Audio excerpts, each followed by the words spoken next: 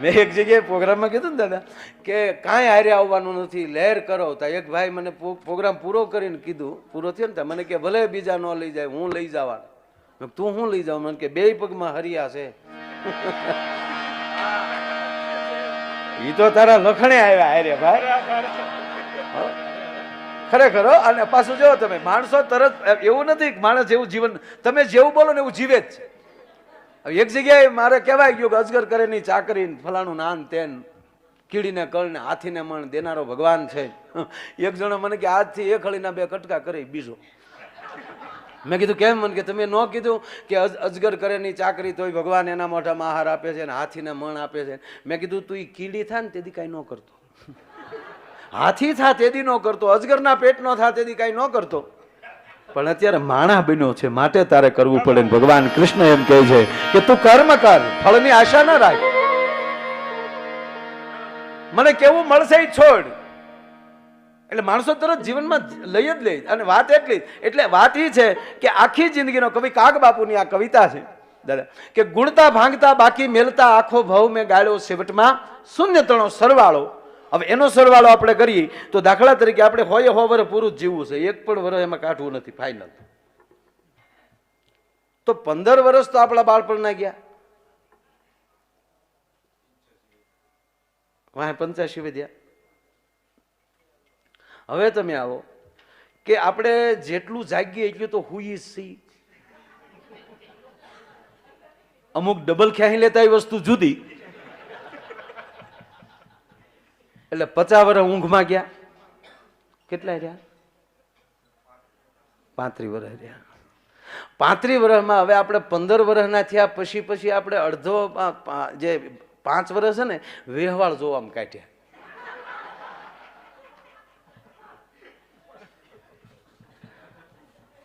અરે ખરેખર આપજો તમે. આપણા વર્ષની ગણતરીઓ એવી છે. જુઓ, આપણે 18 વર્ષના થાય ને ત્યાં સુધી આપણી ઉંમર ગામ ગણતું હોય. 18 વર્ષના થાય ને એટલે ગામ ઉંમર ગણે કે ફલાણા ભાઈ દીકરો અવડો થયો, ફલાણા ભાઈ દીકરી અવડી થઈ, ગામ ગણે. પછી 19 નો અર્થ થાય હું ગણીશ. બાપાને કે બાપા 19 છે, હવે પછી ક્યાંક ધંધે છોડાવો એમ. શબ્દમાં ધ્યાન આપજો, આનંદ કરવો છે. હું ગણીશ, હું એટલે અભિમાન આવ્યું, અહંકાર આવ્યો એટલે તરત વિષ આવે, ઝેર, સીધું વિષ. અને 10 વર્ષ ઝેરના ઘૂંટવા જ પડે. 10 વર્ષ જે ઝેર પચાવે તો તરીશ. અને પછી તું તરતો થાય એટલે એકલાને ન તારતો, બીજાને તારતો જાજે. 31, 32. આમ જો બીજાને સાથે લઈને ચાલીશ તરીશ ને તો જગતમાં ચાલીશ. અને જગતમાં ચાલીશ એટલે પછી જગત તાલી, 1 તાલી, 2 તાલી. અને પાછું તાળીઓનું ધ્યાન રાખજે.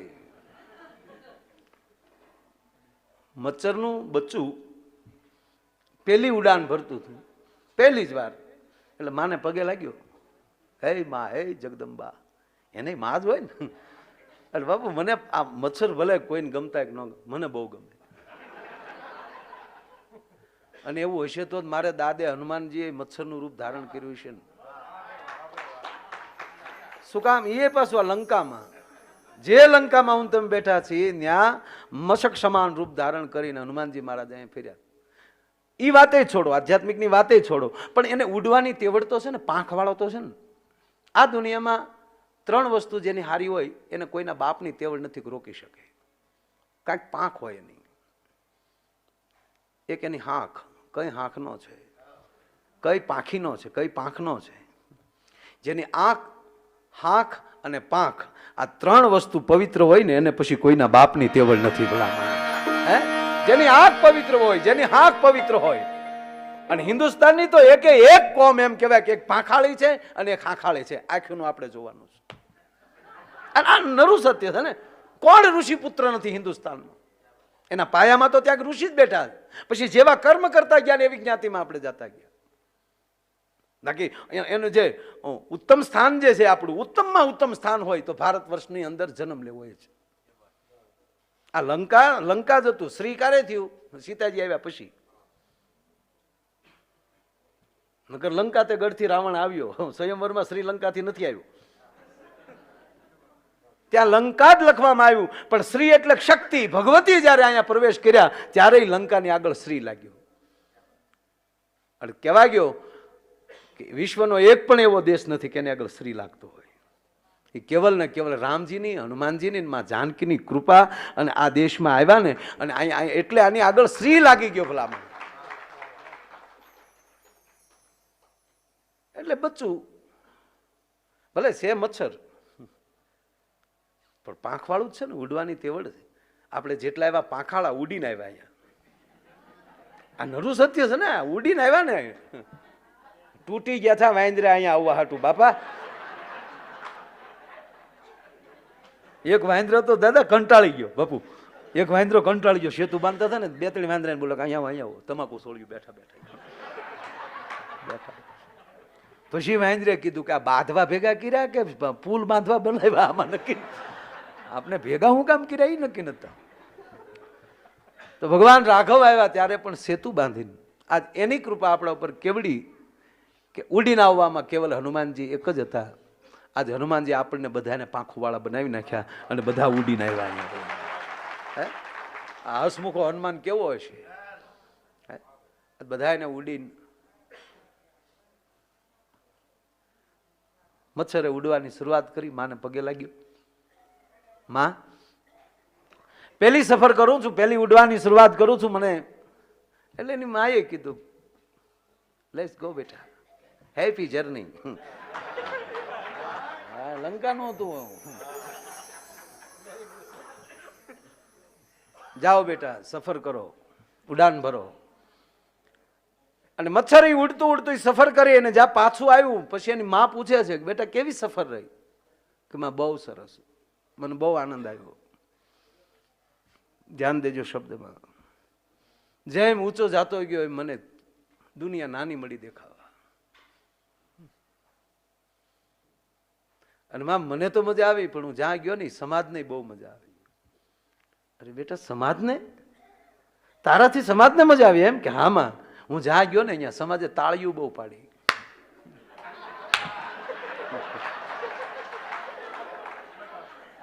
ત્યારે એની માએ એટલું જ કીધું, બસ બેટા એ તાળીની ઝપટમાં ન આવી જતો. દુનિયા છે, તાળી પાડે. તાળી પાડીથી મહાદેવને આને તાળી કહેવાય. ગીત છે ને, તાળી તાળીમાં ઘણો ફેર છે રે, કોને તાળી કહેવાય જો તાળી પાડીથી મહાદેવને જેમાં સુખ પ્રગટ થયું છે. એટલે મૂળ વાત ઉપર હું આવું કે આખી જિંદગીનો સરવાળો, એટલે એ આપણે 50 વર્ષ એમાં વહી ગયા, 15 આગલા, 5 બીજા, 70 થયા બરાબર. પછી 70 રોજ સવારમાં નાહી ધોઈ ખાઈ પી એની કલાકો ગણો, બાકી રહી કોકના બાપની પંચાયતમાં ગણો. આપણા માટે કેટલું જીવ્યા? ઘણા માણસો આપણે કહે ને કે હું ફલાણા પ્રધાન સાથે એટલી કલાક બેઠો, ફલાણા વ્યક્તિ સાથે અમારે 1 કલાક બેસવાનો મોકો મળ્યો. આ બહુ વાતો કરે ને ત્યારે અંદરથી એક અવાજ આવે કે તું બધાય સાથે બેઠો, તું તારી પાસે કેટલી ઘડી બેઠો?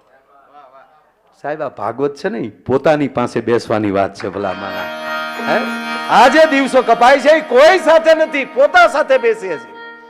આજ 2 વાર વ્યાસપીઠ ઉપર કહેવાનું તું કોણ છો એ ઓળખ. અને આખી ગીતાનું સાર ઈ જ છે ને, હે અર્જુન તું કોણ છો? લફડ ફફડ ને લબડે લેવું હોય તો નીકળી જા બહાર, યુદ્ધમાં લઈ રાકા આ સુદર્શન ચક્ર કરી નાખે બધું. એ તો લખ્યું નથી, બાકી કૃષ્ણએ જે જીકી થી શું સમજાશ તું મને?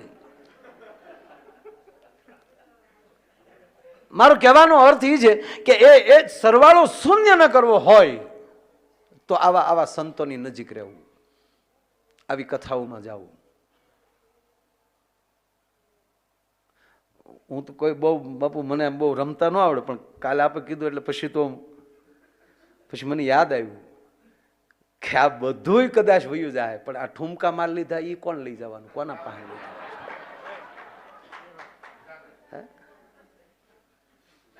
ન લખ્યું હોય ને, ભાગમાં ભળતા હોય ને શાક કોઈ દી ન પાડે. સમજ્યા? પણ કોકની ભેગા ભળી જાવ ને તો આનંદ બહુ આવે.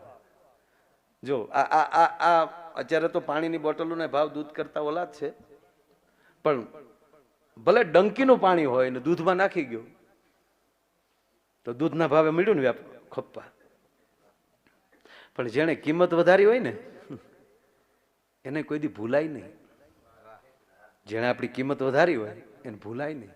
એ જ દૂધને તમે કડાઈ હેઠે તાપ કરો તો પેલા પાણી બળશે. કરે મારી પેલાને બળવા કેમ દો, એને મારી કિંમત વધારી હતી. પણ બાપુ પાછું કેવું થાય તો જુઓ તમે, પાણીને બળતું જુઓ, દૂધથી રહેવાય નહીં બાપુ. આમ ઉભરા મારે કે આગને ઓલવી નાખું, હા મારી ભેગો છે ને બળવા ન દઉં, આગને ઓલવી નાખું. તો એમાં પાછું થોડુંક પાણી નાખી જાય ને તો પાછું દૂધ શાંત થઈ જાય. ના ના, પાછું વી આવ્યું, જે બળ્યું હતું ને પાછું વી આવ્યું છે. હું ઘણી વાર કહું કે આજુબાજુના ભારતને આજુબાજુના જેટલા બીજા દેશ છે એને રામાયણ વાંચી લેવું. આ લંકાને તો રામાયણ સાંભળવાની જરૂર જ નથી, કારણ કે એ તો ખુદ એના આની અંદર આવી ગયેલા છે. પણ આજુબાજુના બીજા દેશ છે એને ખરેખર રામાયણ સાંભળીને પછી શાંતિ રખાય. શું કામ કે ખાલી ભગવાન રામ રીસ ને વાંદરા લઈને આવે તોય લંકા ઉપર, તો ખાલી વાનર જાય તો વિજય થઈ જાય. તો જેથી ભારતના નર બધા ઉભા છે આજુબાજુ દેશની પરિસ્થિતિ શું થાય? હકીકત હજી આ પાકિસ્તાન એને ખબર જ નથી. એને એનું બજેટ બને એટલું તો દર શનિવારે હનુમાનને તેલ ચડે ભારતમાં જાય. એટલું તો અમારા હનુમાનજી તેલ ઉપાડી લે. પણ ભારત ભારત ભારત છે એનો નાનો મારે પ્રસંગ લેવો છે એ માટે કે ભારત વર્ષનો એક વાનર યુવાન કેવો છે. ભગવાન રાઘવ જયારે અહીં લંકામાં આવી ગયા છે, અને જો કૃષ્ણ કે રામ એ યુદ્ધના પક્ષના છે જ નહીં. પરમાત્મા કોઈ દી યુદ્ધના પક્ષના હોય જ નહીં, કારણ કે એ પોતે સર્જન કરે અને એના હાથે એને વિનાશ કરવાનું મન કેવી રીતે થાય? દુર્યોધનને એટલો સમજાવે ને કે બંધ રાખ, આ બધું બંધ રાખ. આજે કીધું દાદા કથામાં, એમ રામ પણ ઠેઠ સુધી હજી રાવણ માની જાય યુદ્ધ નથી કરવું, અને છેલ્લે અંગદને મોકલે. જો સમાધાનમાં નહીં તો બાપુ પીઠ માણસોને મોકલવા જોઈએ ને. જાંબુવાન જેવા હતા વડીલો અંદર, સમાધાન માટે તો એને જ મોકલે ને. ઠરેલ બુદ્ધિ હોય સમજાવીએ કે નહીં, યુવાનને મોકલ્યો કે મારો યુવાન ઠરેલ બુદ્ધિનો હોઈ શકે આ સાબિત કરવા માટે. અને પાછું એવું અંદરથી એવું લાગે કે એ માટે મોકલ્યો હોય કે જેના બાપને મારી નાખ્યો એ મારી ભેગો છે, એને હું તારી પાસે મોકલું છું. તારામાં તેવડ હોય તો તારા પક્ષમાં લઈ લે. અને ઘટના ઘટી એવી. અને યુવાન આમ જો માણસને એન્ટ્રી થાય ને તો આમ બધા નજર તો થવી જોઈએ કે આ કોણ આવ્યું એમ. આ જ લંકાની રાવણની કચેરીમાં જેથી અંગદે જે પ્રવેશ કર્યો બાબુ, હાડાડાડાડા હાટ કરતી બધાની નજર એ બાજુ વહી ગઈ. અને દશાનંદ રાવણને એમ છે કોણ આવ્યું? આમ જા જોયું, રાવણ ખુદ બોલ્યો છે કોણ છો તું? અંગદ બોલે છે મેં અંગદ વાલી કા બેટા. એ રાવણ, હું વાલીનો દીકરો અંગદ છું. હવે જેના બાપે 6 મહિના બગલમાં રાખ્યો રાવણ, પણ જેને રાવણી વૃત્તિ હોય ને એને એમાં રિવેશ ગેર હોય જ નહીં, પાછા જ ન પડે. રાવણ શું બોલ્યો ખબર? હા હા હા, એક એવો વાનર હતો, મેં નામ સાંભળેલું. અંગદ કે હું ઘોડિયામાં હતો પણ મને યાદ તો છે જ. તું એમ કે શું કરે તારા બાપા? હું ઓળખું છું, મારા મિત્ર હતા. અંગદ કે 11 દી પછી ડાયરેક્ટ મળી લેજો ને. એમાં કોઈ એના મંત્રીએ રાવણના મંત્રીએ જઈને રાવણના કાનમાં જઈને કીધું કે મહારાજ માફ કરજો, જેની તમે વાત કરો છો એને મારીને તો રામ અહીંયા આવ્યા છે.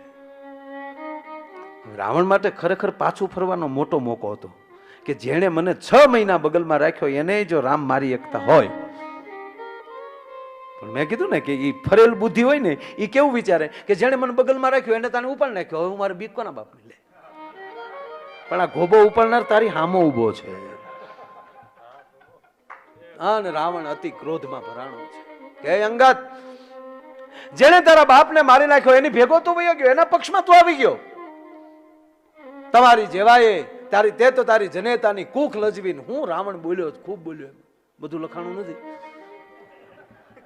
પણ ખૂબ રાવણ ક્રોધિત થયો છે કે જેને તારા બાપને મારી નાખ્યો એની ભેગો તો વયો ગયો, અને તું મારી ભેગો આવી જા અને આપણે બે એક થઈએ તારા બાપનું વેર વાળીએ. લે આનો બીજો બધો મુદ્દો ભૂલી ગયો. તારા બાપા હાટું હું બાતું લે. મરક મરક મરક દાંત કાઢે છે. રાવણ, તમને હું સમજાવવા આવ્યો છું, તમારી ભેગો બેસવા નથી આવ્યો. મારા બાપને માર્યો પણ એની વૃત્તિ તમારા જેવી હતી એટલે મારા બાપને રાઘવે માર્યો છે. અને કરુણા નિધાન છે, કરુણાનો સાગર છે. અને હજી આપ માની જાઓ તો ભગવાનને હું પ્રાર્થના કરું આપને ક્ષમા કરે. ક્ષમાની વાત આવી, રાવણ અતિ ક્રોધમાં ભરાણો કે હજી કહું છું વાનર, મારી ભેગો આવી જા. અને એ અંગત કે તમારી આખી ફોજમાં મારી સામે બાધેવો છે કોણ? જાંબુવાન છે ને બુઢાપો આવ્યો છે. ભગવાન રામની તાકાતની મને ખબર છે, પણ એની શક્તિનું હરણ મેં કર્યું છે એટલે એ ચિંતામાં એ પણ લડી શકે એવી પરિસ્થિતિમાં છે નહીં. લખન શેષ નારાયણ અવતાર છું, ઓળખું છું, પણ એ ભાઈની પરિસ્થિતિ જોઈને મારી સામે લડીએ કેવી પરિસ્થિતિમાં છે નહીં. બાકી રહ્યા તમે બધા વાનરા, તમે તો નદીના કાંઠાના ઝાડવા જેવા છો. રાવણ બોલ્યો છે, તમે બધા નદીના કાંઠાના ઝાડ જેવા છો. નદીમાં જેથી ઘોડાપૂર આવે અને જેમ એમ કહેવાય કે અતિ પૂર આવવાથી નદીના કાંઠાના ઝાડવા ડફો ડફ નદીમાં પડી જાય અને હાટ કરતા જેમ સાગરમાં ભળવયા જાય, એમ રાવણ રૂપી નદીમાં ક્રોધ રૂપી પૂર જેથી આવશે ત્યારે તમે બધા તણાઈ જવાના છો. જો એટલું કે રાવણ અટકી જાય તોય ઘણું, પણ થોડુંક રાવણ એટલું બોલ્યા કે હા અંગદ, એકમાં મને થોડીક તાકાત દેખાણી. કોનું કહો છો મહારાજ? થોડાક દિવસ પહેલા આવીને જે મારું ગામ બાળી ગયું એમાં મને થોડો કહ દેખાણો. હનુમાનજી નું ક્યાં છો મહારાજ? હા અંગદ, હવે મને લાગે છે મહારાજ તમારી બુદ્ધિ બેન્ડ મારી ગઈ છે. તમારા મુખેથી હનુમાનજીના વખાણ થયા એટલે તું પણ વેદનો ગાનારો છો. એ મિથ્યા થાય નહીં. જમદત જાંબુ વાંદ યંગદ નલ સુગ્રીવ ના રહ્યા, પણ હજ લગ હનુમાન તું તો કાયમ બેઠો કાગડા. એ અમારો બાપ તરી ગયો, ફાઇનલ છે. પણ મહારાજ તમારી બુદ્ધિ થોડીક બેન્ડ મારી ગઈ. તમે એમ કીધું કે એનામાં તાકાત, તો તમે સાંભળી લ્યો. એ મારા કાકાના દરવાજે બેહવા વાળી વ્યક્તિ છે. એની કરતા અનંત ગણી તાકાત મારા કાકા સુગ્રીવમાં, અને એની કરતા અનંત ગણી તાકાત મારા બાપ વાલીમાં હતી, અને એની કરતા અનંત ગણી તાકાત એના દીકરા અંગતમાં છે. હવે તારી સામે બાધે હું આ લંકાની ધરતી જ્યાં બેઠા છે ત્યાં એક ભારતનો 22 વર્ષનો યુવાન રાવણની ભરી કચેરીમાં ચેલેન્જ મારતો હોય કે હે રાવણ, તારી ફોજમાં કોઈ બાધે એવો નથી અને તારી સામે હવે લડવું નથી. પણ રાઘવની સાક્ષીએ હું તારી ભરી કચેરીમાં પગ મૂકું છું કે તારી ભરી કચેરીમાં તારો એક પણ યોદ્ધો જો તલભાર મારો પગ ઊંચો કરી નાખે, સોગંદ રામના માં જાનકીને મૂકીને મેં હાલતા થઈ જાઉં. એમ કરીને ખાલી એને હાથ પસાડ્યો ને, અંગતે એની સભામાં હાથ પસાડ્યો તો રાવણ ગોથું ખાઈ ગયો. પૂજ્ય મોરારી બાપુ તો એમ કે હાથ એટલે પચાડ્યો છે કે હે માં, હે ધરતી, તારી દીકરીને મેં ઓળમાં આપી છે, હવે મારો પગ પકડવો, મારા પગને જેટલો મજબૂત બનાવી તારી જવાબદારી છે. માં ધરતીને જાગૃત કરી છે. માં જાગ. રાવણના જે 10 મુંગટ પડી ગયા એ અંગદ લેવા દોડ્યો. એક એક હાથમાં 2 આવ્યા. એ 2 આમ પાસા હાથે આમ ઘા કર્યો ને, રાઘવ જ્યાં બેઠા હતા ને ત્યાં હહડાટી કરતા જતા હતા. વાંદરા ઉભડક થઈ જાય, બાપુ આ શું આવે છે? ત્યારે રામે કીધું બીવોમાં મારા અંગતનું પરાક્રમ હાલ્યું આવે છે. મારા અંગતે જે રાવણની કચેરીમાં જે પરાક્રમ કર્યું છે, તા તો ઓલાય ધડતું હતું. બાપુ વાયા 100 વજ્યા, એ એક ખાલું મૂકીને એક એક મુંગટ તોય રાવણે પહેરી લીધા. સતાના ભૂખ્યા હોય ને કેટલી સીટ મળી એ ન જોવે, જેટલી મળી એટલે આપણી. રાવણે 100 મુંગટ પહેર્યા. કેવો ભૂંડો લાગ્યો છે. અને કહેવાય ગયો એક પછી એક યોદ્ધો ઉભો થયો, પણ અંગતનો એક પણ પગ કોઈ ઊંચું કરી ન શક્યો, એક પણ વ્યક્તિ. અને છેલ્લે દશાનંદ રાવણ જયારે ઉભો થયો, પણ બાપુ એવો ક્રોધમાં ભેવો, આમ કહેવાય કે નાની એવી હોડીમાં ગાંડા હાથીને નાખ્યો હોય અને હોડી જેમ હાફક ડફક થતી હોય એમ બાપુ પૃથ્વી મળી હતી હલવા. વિષય ભૂજાઓ મળી જાય એમ કહેવાય કે આમ પુરાતનના છોરિયા છૂટતા હતા. અંગદે દાંત કાઢ્યા. લંકેશ મહારાજ, મારા પગ પકડવા આવો છો એની કરતા એકવાર રાઘવના પકડી લ્યો ને તમારો બેડો પાર થઈ જાય. અને પછી તો કહે છે અંગદ બારો નીકળ્યો. અંગદ બારો નીકળ્યો ને હવે આ રામાયણમાં નથી પાછું. ન્યા પત્રકારો આવ્યા.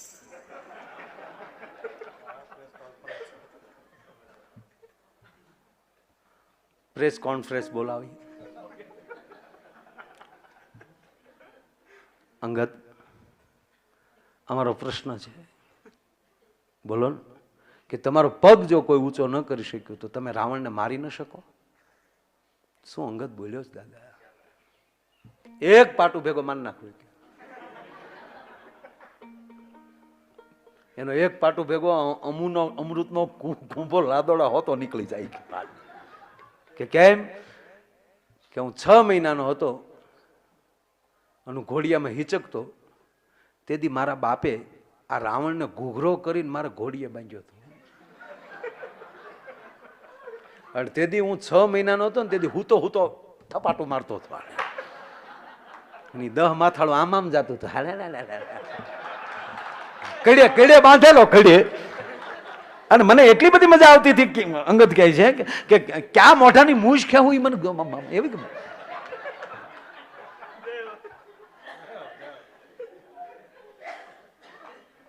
અને હવે તું એવડો થઈ ગયો છું કે એક થપાટ મૂકું ને તો 320 દાંતનો ઢીગલો કરી નાખો.